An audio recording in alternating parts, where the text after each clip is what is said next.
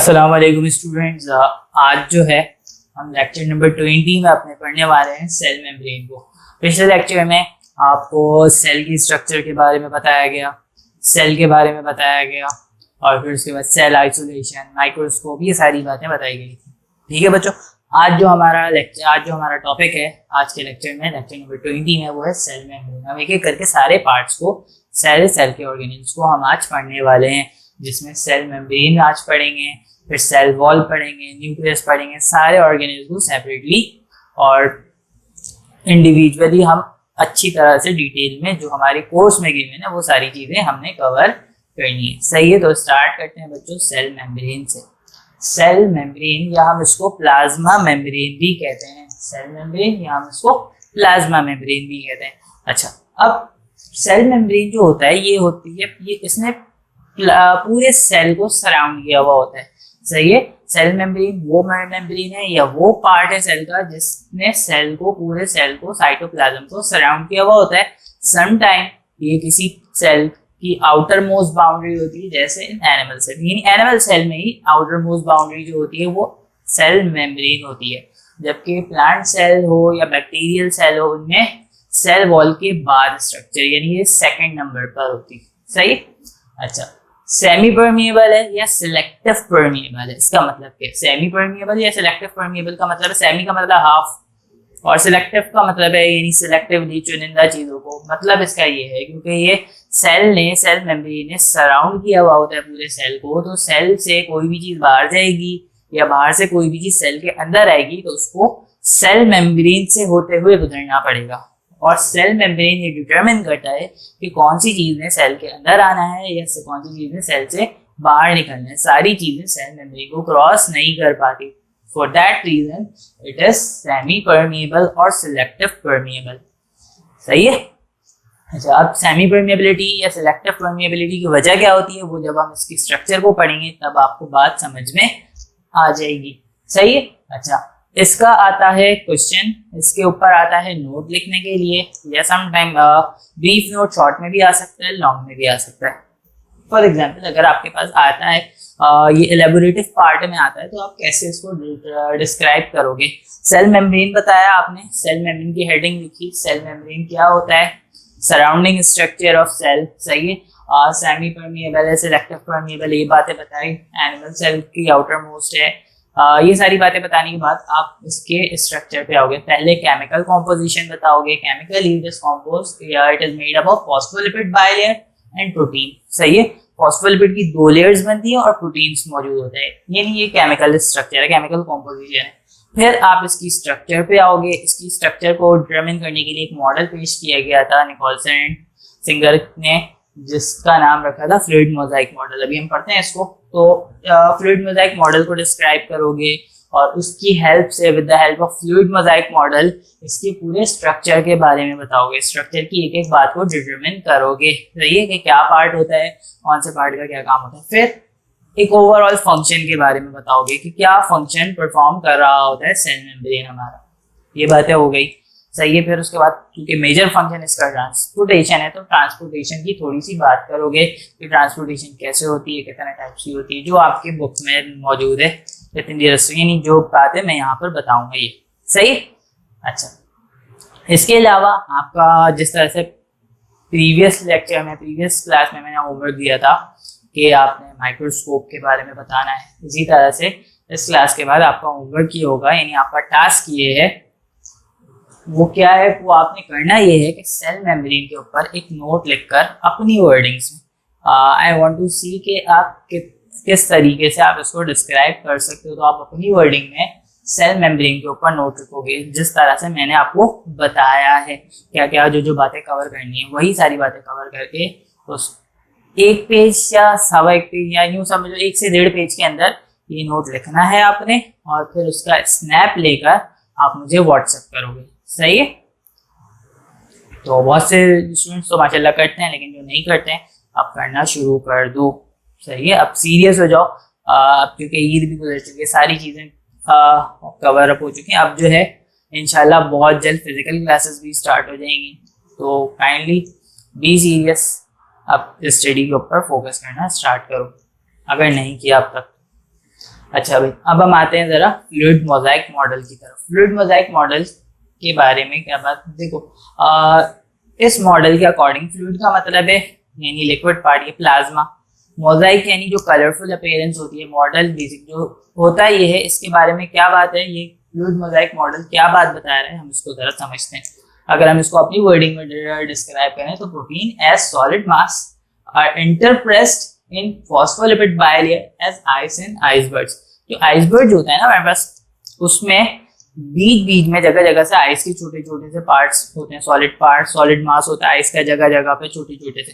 In the same way phospholipid की पूरी layer होती है, उसमें जगह जगह प्रोटीन इंटरप्रेस्ड होता है। सही है, जस्ट सेम एज जैसे आइस प्रेजेंट है आइसबर्ग में।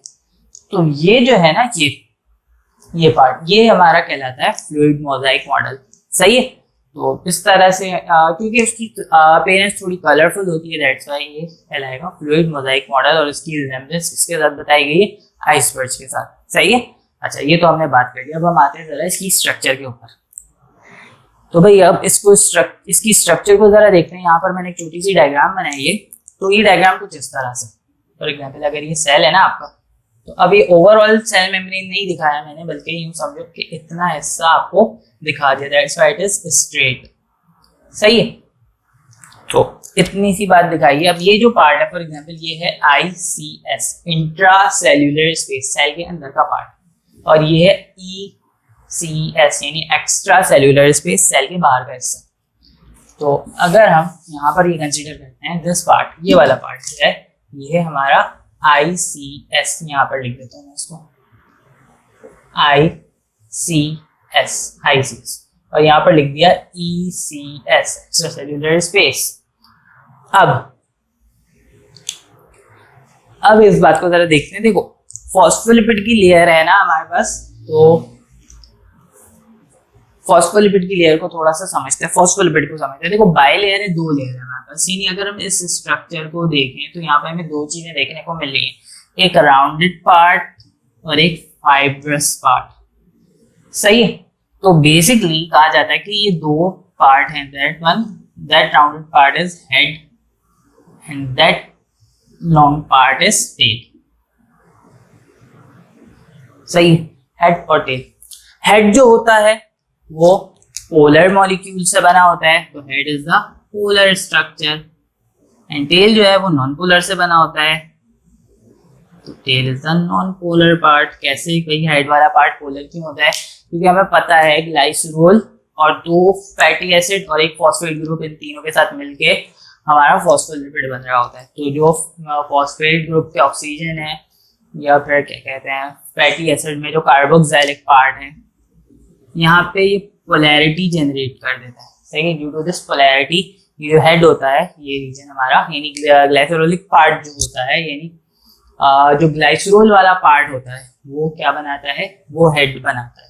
सही है, और फिर उसके बाद यानी इस तरह का होता है ना, ये हमारा ग्लाइसरोल है, यहाँ से फिर ये यहाँ से जो हाइड्रोजन है रिप्लेस हो जाता है, यहाँ पे फैटी एसिड आके अटैच हो जाते हैं। चैप्टर 2 में लेक्चर दिया था ये सारी बातें। तो बेसिकली इतने हिस्से से हमारा हेड बन जाता है, और फिर लॉन्ग चेन जो बनती है जो कि हाइड्रोकार्बन चेन होती है। सही है ना, देखो यहाँ से ये दो हिस्से में फैटी एसिड अटैच होता है और यहाँ पे फॉस्फेट ग्रुप अटैच होता है। सही है, तो इन दो हिस्से से फैटी एसिड क्या है, फैटी एसिड और long chain of carboxylic acid, तो यहाँ पे एक लॉन्ग हाइड्रोकार्बन की चेन बन जाती है, CH। तो जो लॉन्ग चेन होती है ना वो नॉन पोलर होती है, तो उससे टेल बन जाता है।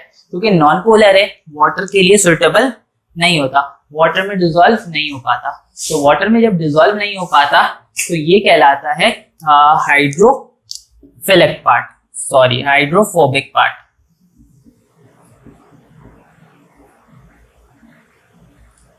सही है, this one is called as hydrophobic part, और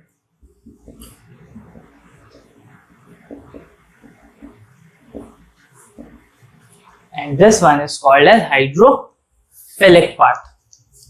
क्योंकि जो पोलर रीजन है ये वाटर लविंग रीजन है, वाटर में डिसॉल्व हो पाता है, तो हाइड्रोफिलिक है। हाइड्रोफोबिक का मतलब है, हाइड्रो का मतलब है वाटर, फोबिक का मतलब है टू हेट। यानी दूर रहना। यहाँ पे हाइड्रो का मतलब वाटरफिलिक का मतलब टू लव टू अट्रैक्ट, यानी करीब रहना। तो ये वजह होती है। अब क्योंकि यहाँ पे एक तरफ हाइड्रोफोबिक है, एक तरफ हाइड्रोफिलिक पार्ट है, तो ये हाईली सिलेक्टिव होता है कि कौन सी चीज अंदर जाएगी। अगर एक जैसा होता, अगर सिर्फ हाइड्रोफिलिक नेचर होती तो सारी लिपिड सॉल्युबल या सारी वाटर सॉल्युबल चीजें उसको क्रॉस कर जाती, या अगर सिर्फ एक जैसा होता हाइड्रोफोबिक पार्ट होता तो सारी लिपिड सॉल्युबल चीजें इसको क्रॉस कर जाती। तो ऐसा नहीं है, सही है, ऐसी स्ट्रक्चर नहीं है, जिसकी वजह से ये सेल मेम्ब्रेन जो होता है वो हाईली सिलेक्टिव होता है, कुछ चीजों को ही अंदर बाहर निकलने की इजाजत देता है। आगे बढ़ते हैं। अब यहाँ पर अगर प्रोटीन के स्ट्रक्चर को देखो तो यहाँ पे जैसे मैंने बताया था, जगह जगह पे एक लॉन्ग लेयर है, एक पूरी लेयर है लिपिड की, फॉस्फोलिपिड की, और जगह जगह पे प्रोटीन अटैच है। तो यहाँ पर भी देखो डिफरेंट पार्ट्स में प्रोटीन अटैच है। दो तरह के प्रोटीन आपको देखने में नजर आ रहे होंगे। एक वो पार्ट जो ECS से ICS तक आ रहा है, सही है, this protein is called as intrinsic protein, या हम इसको इंटीग्रल प्रोटीन भी कहते हैं, सही है। और एक पार्ट ऐसा है जो सिर्फ बाहर मौजूद है, इसको हम कहते हैं एक्सट्रिंसिक प्रोटीन, या हम इसको पेरिफेरल प्रोटीन भी कहते हैं, सही है।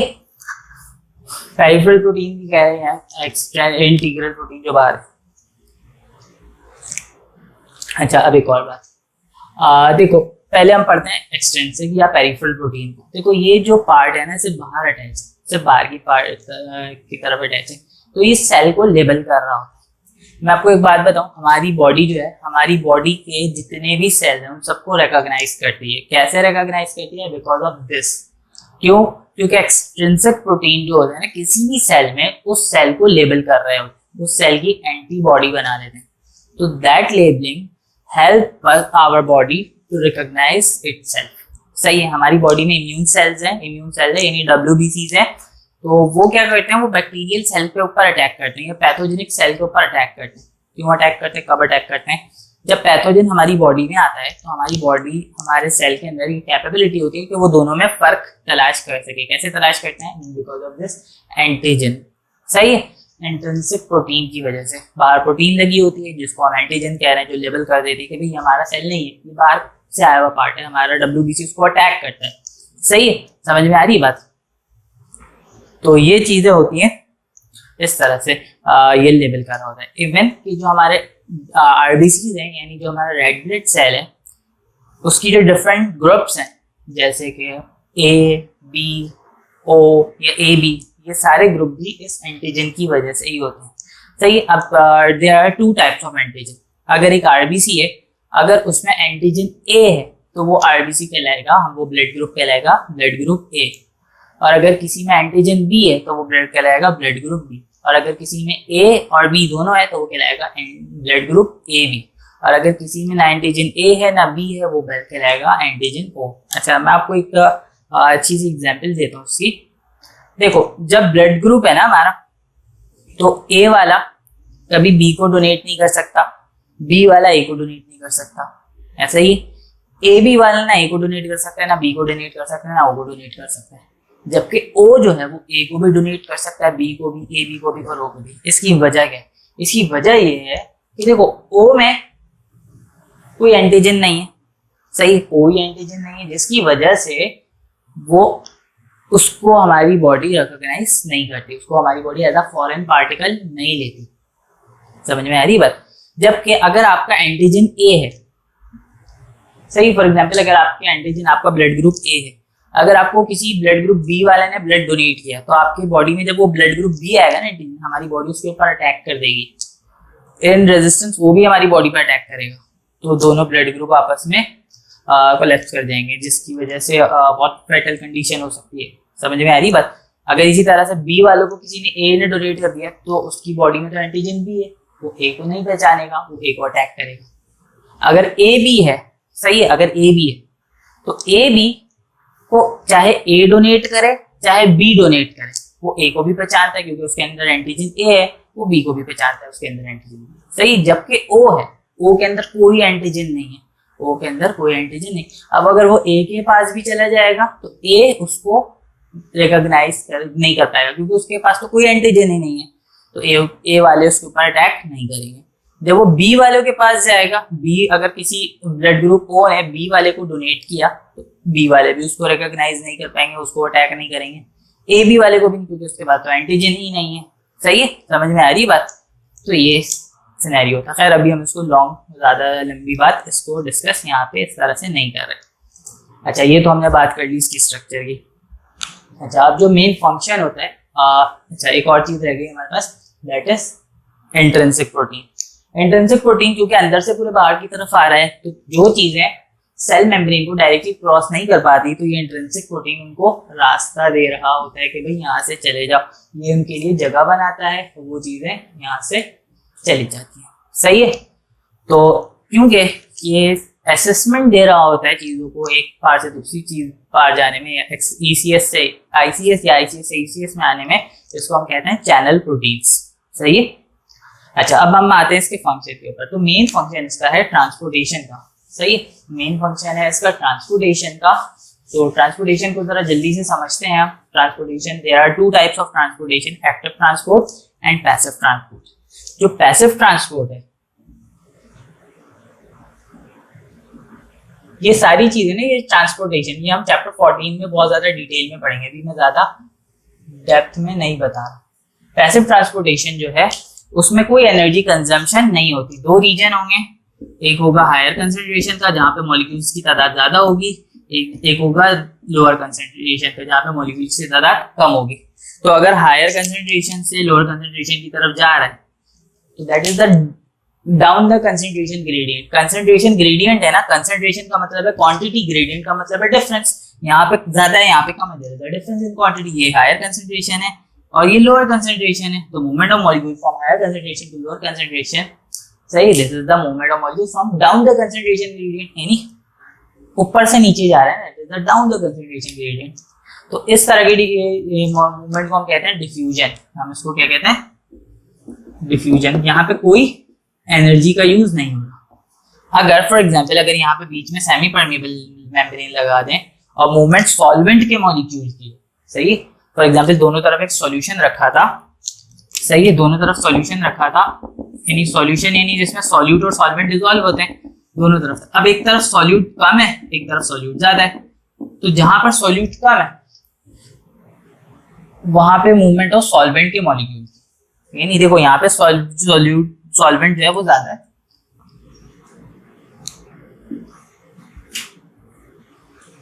देखो यहाँ पे सॉल्यूट कम है, सॉल्वेंट ज्यादा है, और यहाँ पे सॉल्यूट ज्यादा है, सॉल्वेंट कम है।